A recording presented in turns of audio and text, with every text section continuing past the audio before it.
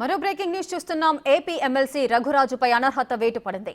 YCP నుంచి ఆయన టీడీపీలో చేరారు. దీంతో అతనిపై వైసీపీ నేతలు మండలి చైర్మన్ మోషన్ రాజుకు ఫిర్యాదు చేశారు. విచారణ జరిపిన తర్వాత అనర్హత వేటు వేశారు చైర్మన్ మోషన్ రాజు.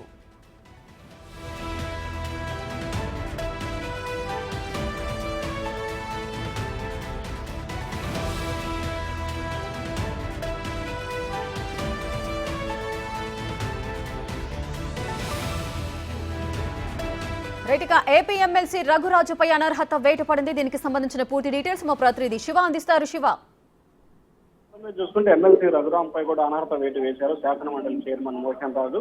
పార్టీ ఫిరాయింపుల కింద కూడా అతనిపై అనర్హత వేటు వేసినట్లు కూడా తెలుస్తా ఉంది. వైసీపీ నుంచి ఇటీవల ఎన్నికల ముందు తెలుగుదేశం పార్టీలో ఎమ్మెల్సీ రఘురాం చేరడం జరిగింది. అనేక సందర్భాల్లో ఆయన విచారణకు వచ్చినా కానీ ఆయన ఇచ్చిన సమాధానం సంతృప్తికరంగా లేకపోవడంతో ఆయనపై చర్యలు తీసుకున్నట్టు తెలుస్తా ఉంది. అలాగే వైఎస్ఆర్సీపీ ఇచ్చిన ఫిర్యాదు మేరకు విచారణ జరిపి స్పీకర్ ఈ నిర్ణయం తీసుకున్నట్లు కూడా తెలుస్తా ఉంది. అనేక సందర్భాల్లో ఆయన విచారణ పిలిచారు.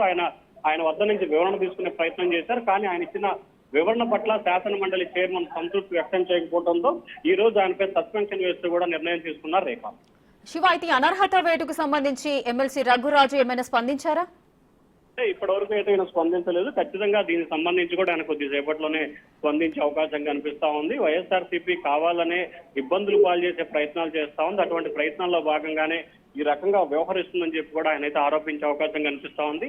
దీనిపై తాను న్యాయస్థానాన్ని ఆశ్రయిస్తానని కూడా ఆయన నిర్ణయం తీసుకున్నట్లు కూడా తెలుస్తా ఉంది. ఎందుకంటే పూర్తి స్థాయిలో ఏకపక్షంగా శాసన మండలి చైర్మన్ వ్యవహరించారు. కనీసం తన వద్ద ఎటువంటి వివరణ కూడా తీసుకోలేదని చెప్పి కూడా ఆయన ఫిర్యాదు చేసే అవకాశాలు అయితే కనిపిస్తున్నాయి. ఖచ్చితంగా శాసన మండలి చైర్మన్ తీరుకు సంబంధించి కూడా ఆయన ఖచ్చితంగా ఉన్నత న్యాయస్థానాన్ని ఆశ్రయిస్తానని చెప్పి ఇప్పటికే సన్నిహితులుగా చెప్పినట్టు తెలుస్తా ఉంది. ఈ కాపీ ఏదైతే సస్పెన్షన్ కాపీ వచ్చిన తర్వాత న్యాయ నిపుణులతో సంప్రదింపులు జరిపి ఖచ్చితంగా న్యాయస్థానంలో పోరాటం చేసే అవకాశాలు అయితే కనిపిస్తా ఉన్నాయి. రేఖ, రైట్, థ్యాంక్ యూ శివ.